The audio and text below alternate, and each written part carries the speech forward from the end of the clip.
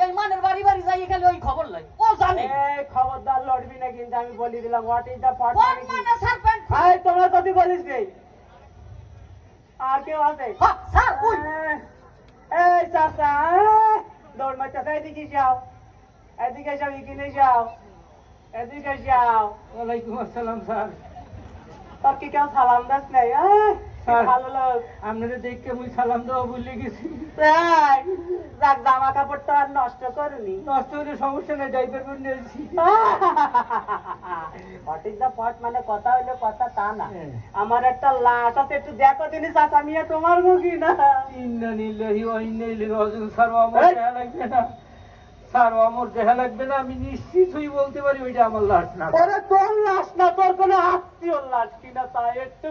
দেখে বল এটা বলছে স্যার আমি দুর্নীতি একা আমার কেউ নাই ওই লাশ লই আমি ওর মুখুবি ও না পড়তে পারবে জানাজা না পড়তে পারবে পুরাই পারবো স্যার আপনি আমার সাইডে দেন বুড়ি মানুষ বড় বিড়ির নেশা ওঠে স্যার পিছনে দেখি এটা হয়ে গেলে সব নেশা উঠেছে আচ্ছা আপনাদের কারুর লাশ কথা কয় না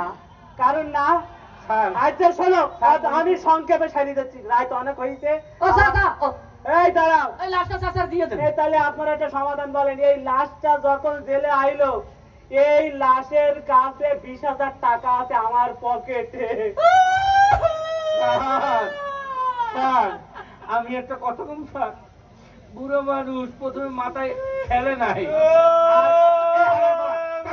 কানবি না আমার বেলা কোনো কেউ